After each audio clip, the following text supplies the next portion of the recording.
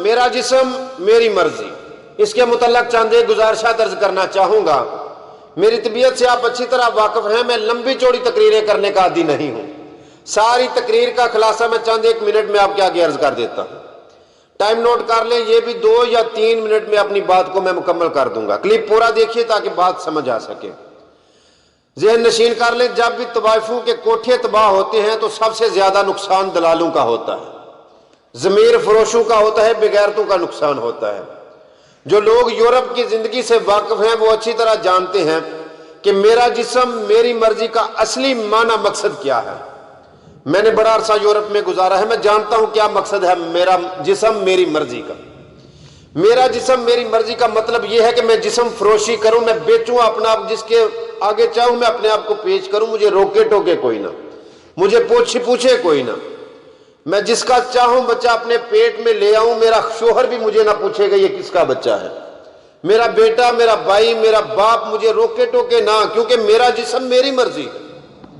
میں خلیل الرحمان قمر صاحب کا شکریہ ادا کرتا ہوں کہ جنہوں نے حق پر ڈٹ کر اس محاذ پر جنگ لڑنے کا ارادہ کیا ہے۔ پوری قوم آپ کے ساتھ کھڑی ہے اور آپ کو سلام پیش کرتی ہے۔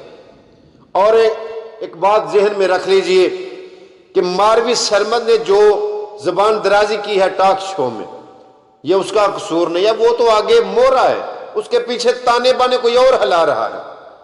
8 مارچ کو وطن عزیز ملک پاکستان میں عورتیں اپنا حق لینے کے نام پر جو مارچ کر رہی ہیں، یہ ان کا قصور نہیں، ان کے پیچھے ایک لابی ہے جو ورک کر رہی ہے، جو کام کر رہی ہے۔ بات کو سمجھنے کی کوشش کریں کہ جب یہ نکلیں گی ان کو روکا جائے گا، اور وہ روکنا تشدد کی صورت بنے گی، اور کہا جائے گا دیکھیے جی ملک پاکستان میں عورتیں اپنا حق مانگنے کے لیے نکلی ہیں اور ان کے اوپر تشدد کیا جاتا ہے، خواتین کو وہاں ان کے حقوق نہیں مل رہے۔ یہ لابی کام کر رہی ہے، اس کے پیچھے جو پراپاگنڈا ہے اس کو سمجھنے کی کوشش کیا کریں۔ اور جو لوگ ماروی سرمد اور خلیل الرحمان قمر صاحب کی وہ جو گفتگو ہے اس کو مد نظر رکھتے ہوئے اس کے جسم پر یا اس کو لان تان کر رہے ہیں، یا جو لوگ ماروی سرمد کو گالیاں دے رہے ہیں، ایک میری بات ذہن میں رکھ لیجئے کہ خلیل الرحمان قمر نے بھی اس کا گھر برابر کر دیا تھا، اس کا حساب برابر کر دیا تھا۔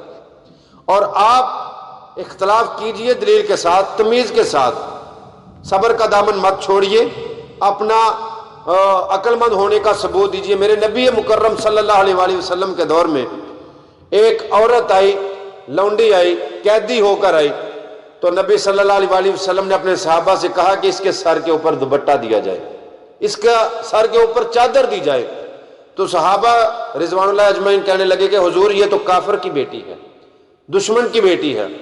تو نبی صلی اللہ علیہ وآلہ وسلم نے فرمایا کہ صحابہ بیٹی بیٹی ہوتی ہے، چاہے دشمن کی ہو چاہے اپنی ہو۔